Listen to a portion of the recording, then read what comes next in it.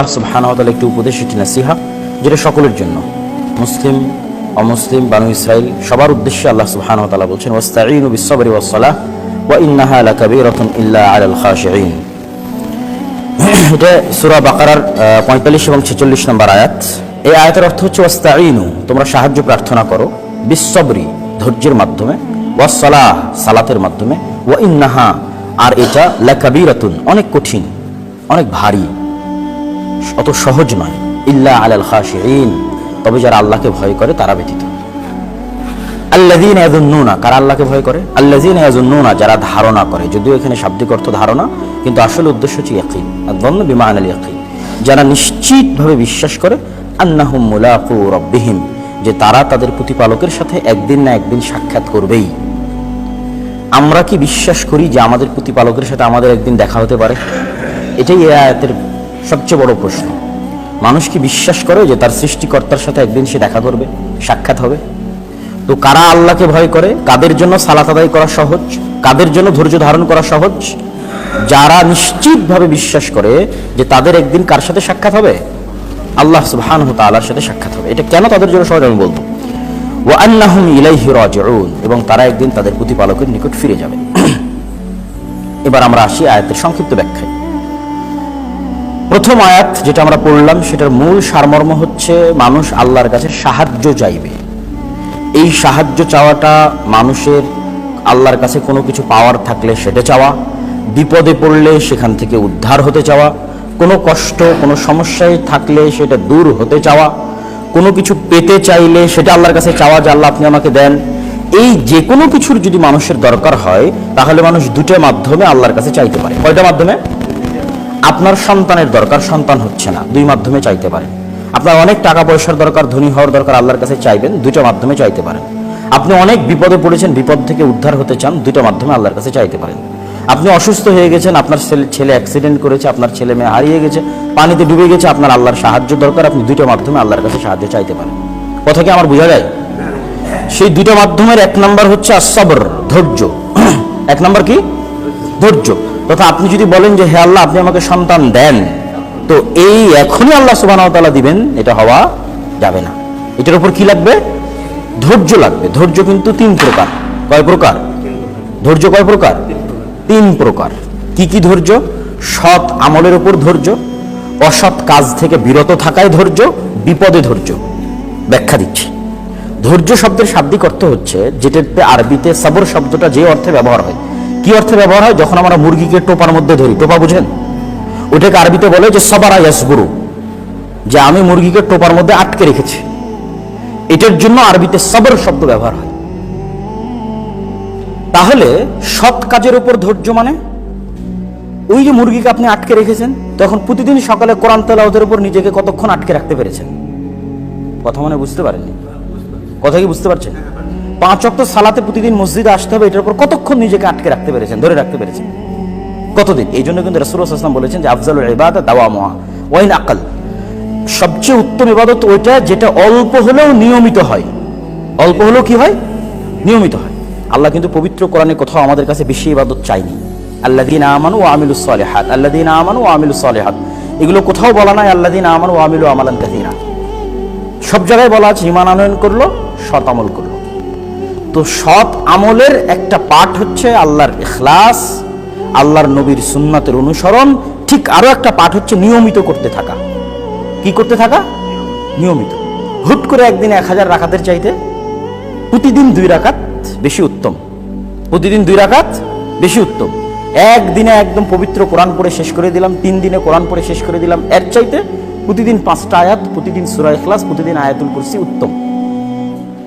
তাহলে সবরের 3টা প্রকার বললাম। 1, সৎ কাজের উপর ধৈর্য, কতক্ষণ নিজেকে ধরে রাখতে পারছে।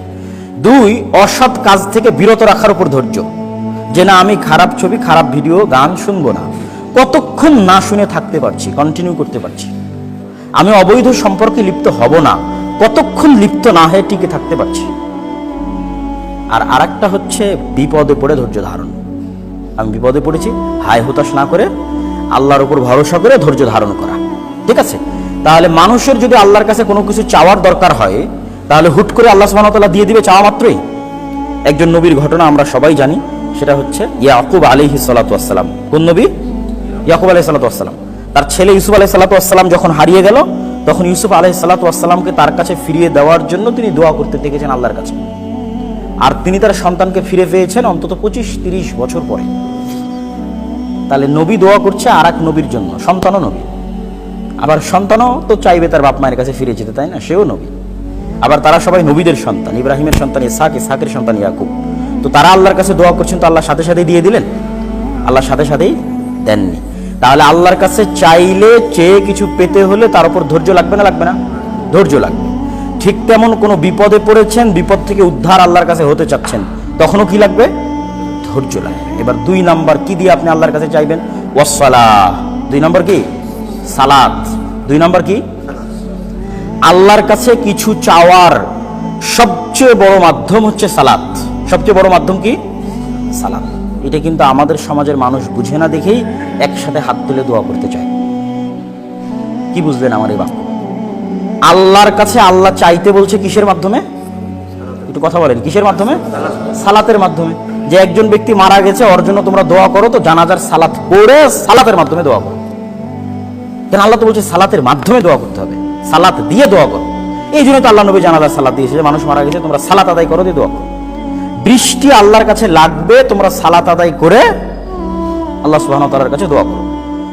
চন্দ্রগ্রহণ, সূর্যগ্রহণ হয়েছে, বিপদে পড়েছে, চন্দ্রগ্রহণ সূর্যগ্রহণের বিপদ থেকে বাঁচতে হবে, সালাতে দাঁড়াও, সালাত আদায় করে দোয়া করো। তাহলে প্রত্যেক ধাপে ধাপে আল্লাহর কাছে কিছু চাওয়ার জন্য আল্লাহর নবী কি করতে বলেছে? সালাত আদায় করতে বলেছে। ঠিক আগের যুগের নবী রাসূলদেরও একই অবস্থা ছিল। যখন জাকারিয়া আলাইহিস সালাতু ওয়াস সালাম আল্লাহর কাছে সন্তান চাইলেন, যখন কুল্লামা দাখালা আলাইহা জাকারিয়াল মিহরাব ওয়াজাদা ইনদাহা রিজকা ক্বালা ইয়া মারইয়াম আন্না লাকি হাযা ক্বালাত হিয়া মিন ইনদিল্লাহ। যখন মারিয়াম আলাইহিস সালাতু ওয়াস সালামের কাছে তার খালু গেলেন, দেখছেন অসময়ে আম, অসময়ে জাম, অসময়ে কাঁঠাল, অসময়ে ফলমূল, অসময়ে জাইতুন, অসময়ে খেজুর। ইয়া মারইয়াম আন্না লাকি হাযা, কোথায় থেকে আসলো? ক্বালাত হিয়া মিন ইনদিল্লাহ, আল্লাহর পক্ষ থেকে এসেছে। তখন উনিও নবী, ওনারও অন্তরে চাইলো যে আল্লাহ ইমরানকে এত ভালো মেয়ে দিল। ইমরাআতু ইমরান, ওয়াইদ ক্বালাত ইমরাআতু ইমরান রব্বি ইন্নী নাযারতু লাকা মা ফি বাতনি মুহাররারা, যে আল্লাহ আমার পেটে যে সন্তান আছে তোমার রাস্তে অফ করে দিলাম, ওই সন্তানই হচ্ছে মারিয়াম। তো ইমরানকে আল্লাহ সুবহানাহু ওয়া তাআলা সন্তান দিল, তো আমিও তো আল্লাহর নবী, বৃদ্ধ হয়ে গেছি, স্ত্রী বন্ধে, সন্তান হওয়ার কোনো সম্ভাবনা নাই। কিন্তু আরেকজনের সৎ সন্তান দেখে নিজের মনে চাওয়া হয়েছে যদি আমারও এরকম সন্তান হতো। হুনালিকা দাআ জাকারিয়া রাব্বাহ, ওখানে জাকারিয়া আলাইহিস সালাতু ওয়াস সালাম সালাতে দাঁড়িয়ে গেলেন আল্লাহর কাছে চাওয়ার জন্য যে আমার সন্তান লাগবে। তাহলে সন্তান চাইতে জাকারিয়া কি করলেন? কথা বলতে হবে, কি করলেন? সালাত আদায় করলেন। ঠিক তেমন ইব্রাহিম আলাইহিস সালাতু ওয়াস সালামের প্রথম স্ত্রী সারা আলাইহিস সালাতু ওয়াস সালাম, সহিহ বুখারীর হাদিস, যখন উনি বিপদে পড়লেন, জালিম বাদশা তার থেকে এগিয়ে আসলো, তখন তিনি জালিম বাদশার কবল থেকে বাঁচার জন্য কি করলেন? সালাত আদায় করলেন। এবং আমরা আল্লাহর নবীরও কিছু ঘটনা দেখবো এবং বলবো এই আজকের এই তাফসীরের মধ্যে। সেটা হচ্ছে আল্লাহ সুবহানাহু ওয়া তাআলার কাছে কিছু চাইতে হলে এবং পেতে হলে, বিপদে পড়লে উদ্ধার হতে হলে 2টা মাধ্যমে আল্লাহর কাছ থেকে পাওয়া যাবে। 1, ধৈর্য ধারণ করতে হবে, 2, সালাত আদায়ের মাধ্যমে চাইতে হবে। তাহলে আমরা এই যে এখানে আসরের সালাত আদায় করলাম, এটা আল্লাহর কাছে চাওয়ার সবচেয়ে বড় মাধ্যম। যা বলার ছিল এখানে বলতে হতো। সালাত শেষ হওয়ার পর চাওয়া আসলে শেষ হয়ে গেছে, তখন তাসবিহ, তাহলিল, জিকির, আজকার শুরু হয়েছে। মাইয়েতের জন্য দোয়া করার দরকার, আসলে জানাজার সালাতের মধ্যেই ওই দোয়া শিখিয়ে দেওয়া আছে। কারণ জানাজার সালাত শেষ হওয়ার পরে যদি আপনি বলেন হুজুর দোয়া করলো না একসাথে হাত তুলে, তাহলে আপনি এই আয়াত বুঝেননি যে আল্লাহর কাছে চাইতে হয় সালাত দিয়ে। আমি কি বুঝাতে পারছি আপনাকে? যে তাহলে আপনি এই আয়াত বুঝেননি যে আল্লাহর কাছে চাইতে হয় কি দিয়ে? সালাত দিয়ে, সালাতের মধ্যে। সম্মানিত উপস্থিতি, ওয়াস্তাঈনু বিস-সাবরি ওয়াস-সালাহ, তোমরা আল্লাহর কাছে সাহায্য চাও ধৈর্য দিয়ে, সালাত দিয়ে। আর জেনে রাখো ওয়া ইন্নাহা লাকাবীরা, এই কাজ করা অনেক কঠিন, এত সহজ নয় যে নিয়মিত সালাত আদায় করবে, সালাতের মাধ্যমে চাইবে, এটা অনেক অনেক কঠিন কাজ। তবে কাদের জন্য সহজ? আল্লাহ ইল্লা আলাল খাশিঈন, যারা আল্লাহকে ভয় করে তাদের জন্য সহজ। কারা কারা? আল্লাযীনা ইয়াযুন্নুনা আন্নাহুম মুলাকু রাব্বিহিম, যারা নিশ্চিতভাবে বিশ্বাস করে যে তারা তাদের প্রতিপালকের সাথে সাক্ষাৎ করবে। আচ্ছা, আপনি যে ধৈর্য ধারণ করবেন, কার আশায় ধৈর্য ধারণ করবেন? এটার আশায় যে আপনার সাথে একদিন আল্লাহর সাক্ষাৎ হবে। কথা মনে বুঝতে পারেন? ইয়াকুব আলাইহিস সালাতু ওয়াস সালামের সন্তান হারিয়ে যাওয়ার পর উনি হতাশায় হার্ট ফেল করেনি কেন? উনি নিশ্চিতভাবে বিশ্বাস করেন যে একদিন আল্লাহর সাথে ওনার সাক্ষাৎ হবে। এই বিশ্বাসই তো ওনাকে বাঁচিয়ে রেখেছে, এই বিশ্বাসই তো উনি ধৈর্য ধারণ করতে পেরেছেন। এই বিশ্বাসেই তো উনি সালাতের মাধ্যমে, দোয়ার মাধ্যমে আল্লাহর কাছে দোয়া করতে থেকেছেন। কেননা দুনিয়াতেই কিছু আদায় করে নেওয়া সফলতা নয়, বরং আল্লাহ সুবহানাহু ওয়া তাআলার সাথে যে আপনার সাক্ষাৎ হবে, এই নিশ্চিত বিশ্বাস আপনাকে পৃথিবীর যে কোনো বিপদে ধৈর্য দিতে পারে। পৃথিবীর যে কোনো বিপদে কি দিতে পারে? দুনিয়ার কোনো আদালতে যদি আপনার বিচার না হয়, আপনি কিসের আশায় অপেক্ষায় থাকবেন যে আপনার সাথে একদিন আল্লাহ সাক্ষাৎ হবে? আজকে আপনার সাথে অনেক অবিচার, অনেক জুলুম, অন্যায়ভাবে আপনাকে মানুষ আপনার সাথে ফায়সালা করছে, আপনার সাথে বিচার করছে, আপনার উপর শাস্তি দিচ্ছে। তো আপনি কি ধৈর্যে পৃথিবীতে বেঁচে থাকবেন? কেমনে ধৈর্য ধারণ করবেন? কেমনে সালাত দিয়ে আল্লাহর কাছে চাইবেন? তখনই আপনি পারবেন যখন আপনার মধ্যে দৃঢ় বিশ্বাস আছে যে একদিন আমিও আল্লাহর সামনে থাকবো, যে আমার উপর অত্যাচার করছে সেও আল্লাহর সামনে থাকবে। ওয়া ইন্না ইলাইহি রাজিউন, ওয়া আন্নাহুম ইলাইহি রাজিউন। যে আমার উপর অত্যাচার করছে ও আল্লাহর সামনে থাকবে, আমিও আল্লাহর সামনে থাকবো, সেই দিন দেখবো ইনশাআল্লাহ। আজকে যে আমার টাকা মেরে নিল, তার টাকা এখনই আমাকে জোর করে আদায় করে নিতে হবে, এটা না। আপনি ধৈর্য ধারণ করতে পারবেন যে এই টাকা আপনি কিয়ামতের মাঠে পাবেন, যেদিন আল্লাহর সাথে আপনার সাক্ষাৎ হবে। সম্মানিত উপস্থিতি, এবার আমরা একটু রাসূলুল্লাহ সাল্লাল্লাহু আলাইহি ওয়াসাল্লামের কিছু হাদিস দেখি, তার কিছু আমল দেখি। ইমাম কুরতুবী বলছে যে সালাত এবং সবর দুটাকে পাশাপাশি রাখার উদ্দেশ্য হচ্ছে, সবরের সবচেয়ে বড় মাধ্যম হচ্ছে সিয়াম। সবরের সবচেয়ে বড় মাধ্যম কি? সিয়াম। এই জন্য ইমাম কুরতুবী আয়াতের তাফসিরে বলছে আস-সাওমু নিসফুস সবর। যদি আমরা এই আয়াত এভাবে বলি যে তোমরা সিয়ামের মাধ্যমে এবং সালাতের মাধ্যমে আল্লাহর সাহায্য চাও, তবুও হবে, কেননা সিয়াম কি? ধৈর্য। সিয়াম কি? ধৈর্য। তাহলে যে সোমবারের সিয়াম রাখে, বৃহস্পতিবারের সিয়াম রাখে, 13, 14, 15 সিয়াম রাখে, সে অটোমেটিক ধৈর্যের প্রশিক্ষণ নিচ্ছে। আস-সাওমু নিসফুস সবর, এটা কি বলেছে ইমাম কুরতুবী রাহিমাহুল্লাহ। আর আমরা যে প্রকারগুলো বললাম, যেমন এই যে ওমর ইবনুল খাত্তাব রাদিয়াল্লাহু তাআলা আনহুর একটা কওল এখানে দেওয়া আছে তাফসীর ইবনে কাসির, আস-সাবরু সাবরান, ধৈর্য হচ্ছে দুই প্রকার। সাবরানিল মুসিবাহ, বিপদ থেকে ধৈর্য, ওয়াস সাবরু আন মাহারিমিল্লাহ, আল্লাহর হারাম থেকে বিরত থাকার ক্ষেত্রে ধৈর্য। সম্মানিত উপস্থিতি, রাসূলুল্লাহ সাল্লাল্লাহু আলাইহি ওয়াসাল্লামের একটা ঘটনা এখানে উল্লেখ করা আছে। আলী রাদিয়াল্লাহু তাআলা আনহু বর্ণিত, তিনি বলেন, লাকাদ রাআইতানা লাইলাতা বদরিন ওয়া মা ফিনা ইল্লা নাঈমুন গায়রা রাসূলিল্লাহি সাল্লাল্লাহু আলাইহি ওয়াসাল্লাম ইউসাল্লি ওয়া ইয়াদউ হাত্তা আসবাহা। বদরের দিন, বদরের যুদ্ধের রাতে আমরা দেখেছি আমাদের মধ্যে সবাই রাতে ঘুমিয়ে গেছিল, একমাত্র যিনি ঘুমাননি তিনি আল্লাহর নবী। একমাত্র যিনি ঘুমাননি তিনি কে? আল্লাহর নবী। বদরের আগের রাতে, কথা বুঝতে পেরেছেন? আলী রাদিয়াল্লাহু তাআলা বলছেন, তিনি কি করছিলেন? ইউসাল্লি ওয়া ইয়াদউ, টানা সালাত আদায় করছিলেন আর আল্লাহর কাছে দোয়া করছিলেন। টানা সালাত আদায় করছিলেন আর আল্লাহর কাছে দোয়া করছিলেন। তিনি আল্লাহর নবী। তিনি কার নবী? আল্লাহর নবী। খায়রু খালকি আদম, খায়রু বানি আদম, বানি আদমের সর্বশ্রেষ্ঠ সন্তান, সর্বশ্রেষ্ঠ নবী। তার আগামীকাল যুদ্ধ আছে, ভয়ঙ্কর বড় যুদ্ধ, মাআরিকা বাইনাল ঈমান ওয়াল কুফর, ঈমান এবং কুফরের মধ্যে প্রথম ভয়ঙ্কর যুদ্ধ। সেই যুদ্ধে তার বিজয়ের দরকার। সেই যুদ্ধে তার কিসের দরকার? বিজয়ের দরকার। এই জন্য রাতের বেলা সালাতে দাঁড়িয়ে আছে। এই জন্য রাতের বেলা কোথায় দাঁড়িয়ে আছে? সালাতে দাঁড়িয়ে আছে। রাতে সালাত ছাড়া পৃথিবীতে কোনো বড় সফলতা সম্ভব নয়। রাতে সালাত ছাড়া পৃথিবীতে কোনো বড় সফলতা সম্ভব নয়। আল্লাহ সুবহানাহু ওয়া তাআলা নবীকে বলেছে, আপনি তাহাজ্জুদের সালাত আদায় করেন, আসা ইয়াবআসাকা রাব্বুকা মাকামান মাহমুদা। আল্লাহ আপনাকে সর্বোচ্চ স্থানে অধিষ্ঠিত করবে, কিন্তু এই সর্বোচ্চ স্থানে অধিষ্ঠিত হওয়ার জন্য তাহাজ্জুদের সালাত লাগবে, রাতের সালাত লাগবে। আপনার উপর কঠিন দায়িত্ব আসতেছে, মুজাম্মিল সূরা মুজাম্মিলের মধ্যে যে আপনার উপর কঠিন দায়িত্ব আসছে, কোরআন এবং ওহীর দায়িত্ব, এটা আপনি বহন করতে পারবেন না যদি না রাতে সালাত আদায়ের অভ্যাস তৈরি না করেন। রাতে সালাত আদায়ের অভ্যাস তৈরি করলে আপনি এই দায়িত্ব পালন করতে পারবেন। তাহলে পৃথিবীর যে কোনো বড় সফলতা, যে কোনো ভারী সফলতা, যে কোনো বিশাল অর্জন মানুষ লাভ করতে পারে রাতের সালাতের মাধ্যমে। ওয়াস্তাঈনু বিস-সাবরি ওয়াস-সালাহ, ধৈর্যের মাধ্যমে, সালাতের মাধ্যমে। আমরা তারপরের আয়াতে চলে যাই। তারপরের আয়াতে আল্লাহ সুবহানাহু ওয়া তাআলা বলছেন, এই আয়াতের সংক্ষিপ্ত তাফসীর করে আমরা আমাদের মূল বক্তব্যে প্রবেশ করব ইনশাআল্লাহ। ইয়া বানি ইসরাঈল আযকুরু নি'মাতি আল্লাতী আন'আমতু আলাইকুম ওয়া আন্নী ফাদ্দালতুকুম আলাল আলামিন। আবার আল্লাহ বানি ইসরাঈলদের কথা বলা শুরু করলো, এটা দ্বিতীয়বার হলো। এর আগে আরেকবার আল্লাহ বলে নিয়েছে এই আয়াতে একটু পরিবর্তনের সাথে, হে বানি ইসরাঈলেরা, তোমরা স্মরণ করো ওই নিয়ামতের কথা যে নিয়ামত আল্লাহ তোমাদের উপর দিয়েছে এবং তোমাদেরকে পৃথিবীবাসীর উপর শ্রেষ্ঠত্ব দিয়েছে। তখনও ওই তাফসিরের সময় আমরা বলেছিলাম এবং আজকেও বলছি, আল্লাহর দাওয়াতি মূলনীতি হচ্ছে মানুষকে সম্মানের সাথে সম্বোধন করা। কিসের সাথে সম্বোধন করা? আল্লাহ চাইলে বানু ইসরাঈলকে এই কাফের, এই মুশরিক, এগুলো বলে সম্বোধন করতে পারতেন। এই যারা নবীকে হত্যা করেছে, বানু ইসরাঈলরা কিন্তু আগে অনেক নবীকে হত্যা করেছে, জাকারিয়া, ইয়াহইয়া সহ আগের বহু নবীকে হত্যা করেছে। এই তোমরা যারা আল্লাহর সাথে নিমক হারামি করেছে, মুসা আলাইহিস সালামের সাথে তারা নিমক হারামি করেছে, তাদেরকে আল্লাহ সমুদ্র থেকে বাঁচিয়ে দিল। তখন বলছে যে যাও ফিলিস্তিনে যুদ্ধ করো, বলছে ইযহাব আনতা ওয়া রাব্বুকা, আপনি যান আর আপনার আল্লাহ যান, গিয়ে যুদ্ধ করেন, আমরা পারবো না। এরকম অসংখ্য নিমক হারামি আছে যেগুলো আল্লাহ বলবে। তো আল্লাহ ওগুলো দিয়েও তাদেরকে সম্বোধন করতে পারতেন, তথা তাদের খারাপ গুণাবলী দিয়ে তাদেরকে সম্বোধন করতে পারতেন ছোট করে। কিন্তু আল্লাহ সুবহানাহু ওয়া তাআলার এটা দাওয়াতি মূলনীতি নয় যে তিনি তার বান্দাকে ছোট করে সম্বোধন করে দাওয়াত দেবেন, এবং আল্লাহর এই মূলনীতি আমাদের শেখা উচিত। আল্লাহ সুবহানাহু ওয়া তাআলা, আপনি যদি বানু ইসরাইলের লম্বা হিস্ট্রি দেখেন যে তারা কিভাবে নবী রাসূলকে হত্যা করেছে, কিভাবে আল্লাহর নিয়ামতের সাথে নিমক হারামি করেছে, তারপরে যদি আল্লাহর এই আয়াত দেখেন, তাহলে আপনি বুঝতে পারবেন যে দাওয়াতের ক্ষেত্রে কতটা ভালো ব্যবহার করা উচিত। এত বড় নিমক হারাম কওমের হওয়ার পরও আল্লাহ সুবহানাহু ওয়া তাআলা তাদেরকে সম্মান দিয়ে, তাদের যেটা ভালো গুণ আছে, তাদের সাথে আল্লাহর যেটা ভালো ব্যবহার আছে, সেটা স্মরণ করিয়ে দিয়ে তাদেরকে বলছে, হে বানু ইসরাইলেরা, স্মরণ করো ওই সমস্ত নিয়ামতের কথা যা আল্লাহ তোমাদেরকে দিয়েছিল। ওয়া ফাদ্দালতুকুম আলাল আলামিন, এবং পৃথিবীবাসীর উপর তোমাদেরকে আল্লাহ শ্রেষ্ঠত্ব দিয়েছিল। আর আমরা যখন মানুষকে দাওয়াতি কাজ করতে যাই, আমরা আগে গালাগালি শুরু করি না, গালাগালি শুরু করি, এবং আমাদের মধ্যে অহংকার কাজ করে। এই জন্য আমাদের দাওয়াতে বরকত হয় না। আল্লাহর কাছ থেকে আমাদের এটা শেখা উচিত যে আল্লাহ সুবহানাহু ওয়া তাআলা বানু ইসরাইলকে সম্মান দিয়ে দাওয়াত দিচ্ছেন।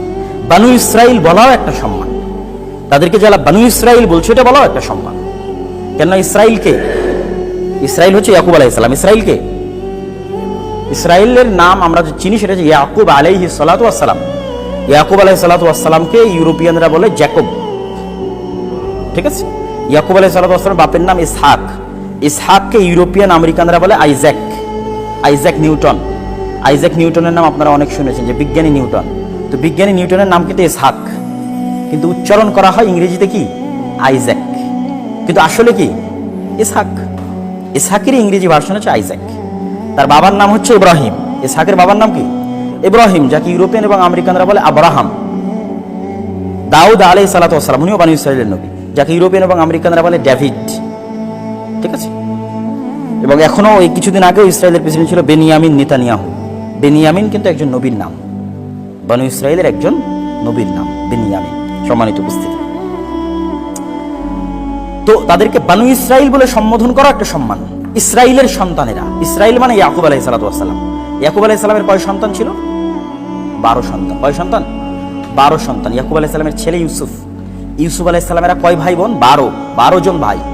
ইউসুফ আলাইহিস সালামের 11 ভাই তাকে কুয়াতে ফেলে দিয়েছে, বা 10 ভাই শরীক ছিলেন, এক ভাই শরীক হননি, যিনি তার নিজের মায়ের পেটের ভাই। তো ইউসুফ আলাইহিস সালাতু ওয়াস সালামেরা কয় ভাই? মোট 12 ভাই।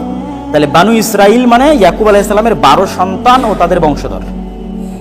এই জন্য যখন ফেরাউনের কবল থেকে বানু ইসরাইলকে বাঁচানোর জন্য সমুদ্রের রাস্তা তৈরি হলো, তখন 12টা রাস্তা তৈরি হয়েছিল।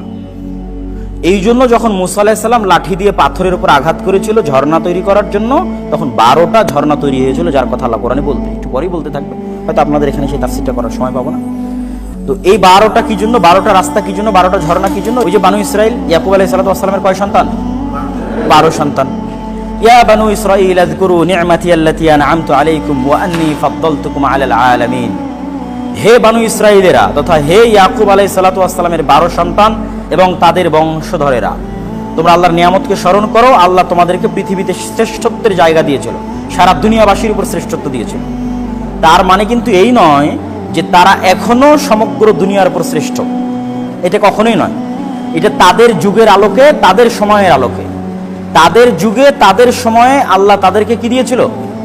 শ্রেষ্ঠত্ব দিয়েছিল। আপনারা আরেকটু কাছে না আসলে বুঝতে পারবেন ফ্যানের বাতাসে। কিন্তু সর্বশ্রেষ্ঠ যদি আমরা বলি যে সকল উম্মতের উপর শ্রেষ্ঠ, বানু ইসরাইলের চেয়েও শ্রেষ্ঠ, সেটা হচ্ছে উম্মতে মুহাম্মাদি। সেটা কারা? উম্মতে মুহাম্মাদি। কুনতুম খায়রা উম্মাতিন উখরিজাত লিন-নাস, যেটা আরেকটা হাদিসে রাসূলুল্লাহ সাল্লাল্লাহু আলাইহি ওয়াসাল্লাম বলেছেন যে আল্লাহ সুবহানাহু তাআলার যত উম্মত তিনি পৃথিবীতে প্রেরণ করেছেন, আনতুম খায়রুহা ওয়া আকরামুহা, হে উম্মতে মুহাম্মাদি তোমরা তাদের মধ্যে সর্বশ্রেষ্ঠ এবং সবচেয়ে সম্মানিত। তাহলে বানু ইসরাইলকে যে আল্লাহ বললেন যে তোমাদেরকে আল্লাহ পৃথিবীতে শ্রেষ্ঠত্ব দিয়েছিলেন, এটা তাদের নির্দিষ্ট সময় পর্যন্ত, তাদের সময় পর্যন্ত, তাদের কালে, তাদের যুগে।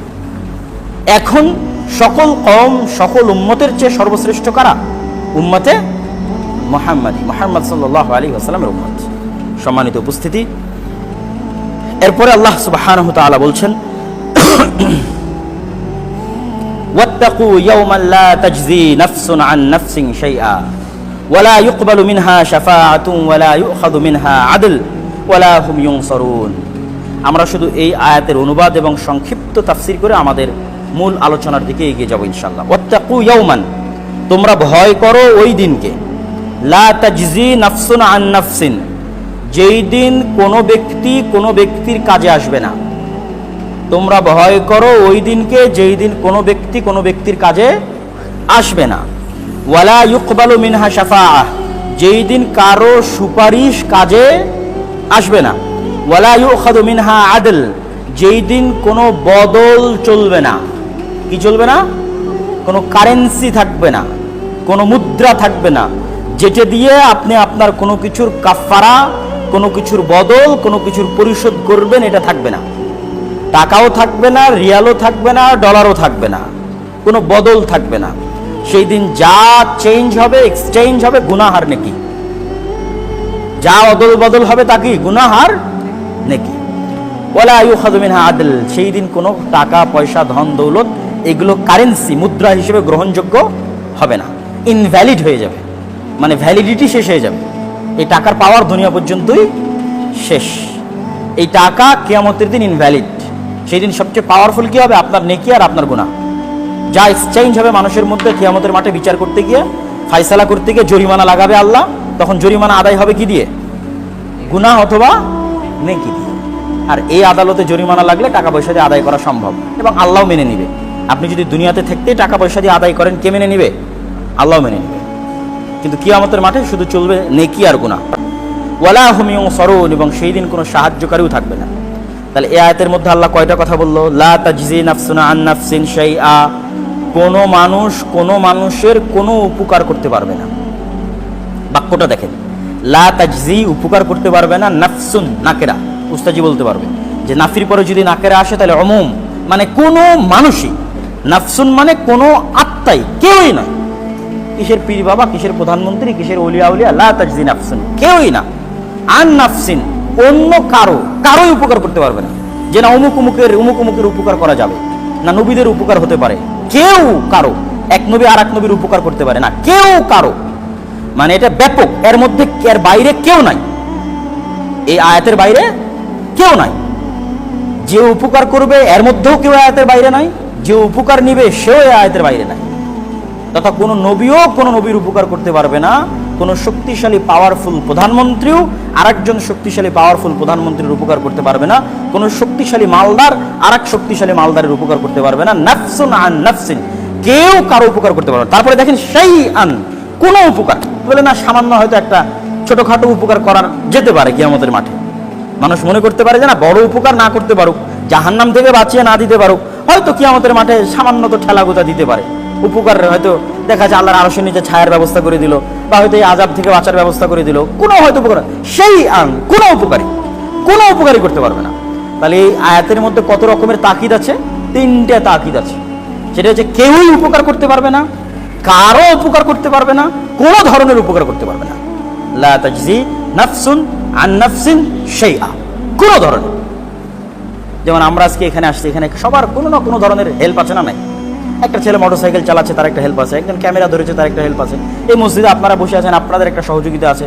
তো কারো বড় উপকার, কারো ছোট উপকার, তোমরা কোনো ধরনের উপকার, যে ফ্যানগুলো সুইচ অন করে দিল ও হেল্প করলো না, সেই কোনো উপকারই করতে পারবে না, ছোট বড় কোনো উপকারী না, কেউই না, কারো না। লা তাজজি নাফসুন আন নাফসিন শাইআ। এই আয়াতের মধ্যে তিনটা তাকিদ গেল। তারপরে কি বলছে? ওয়ালা ইউকবালু মিনা শাফাআ, দুনিয়াতে সুপারিশ চলে, দুনিয়াতে একজন আরেকজনের পক্ষে কি করে? সুপারিশ করে। কিয়ামতের মাঠে কোনো সুপারিশ চলবে না। হ্যাঁ, আল্লাহ সুবহানাহু ওয়া তাআলা যদি কাউকে অনুমতি দেয় সেটা আলাদা, কিন্তু আমভাবে ব্যাপকভাবে যে আমি খুব পাওয়ারফুল, আমি খুব শক্তিশালী, আমি দেখে নেব না, আমি পীর বাবা, আমি নবী, চলো কিয়ামতের মাঠে নৌকায় করে পার করে দিব। আছে না অনেক পীর বাবা, নৌকায় করে জাহাজে করে পার করে দিবে? কেউ মান যাল্লাযী ইয়াশফাউ ইনদাহু ইল্লা বিইজনি, আছে কি কোনো শক্তিশালী পাওয়ারফুল ওলি আউলিয়া নবী, রাষ্ট্র ক্ষমতা, ধন দৌলত, টাকাওয়ালা, মালদার, মান যাল্লাযী, কে আছে এমন পৃথিবীতে?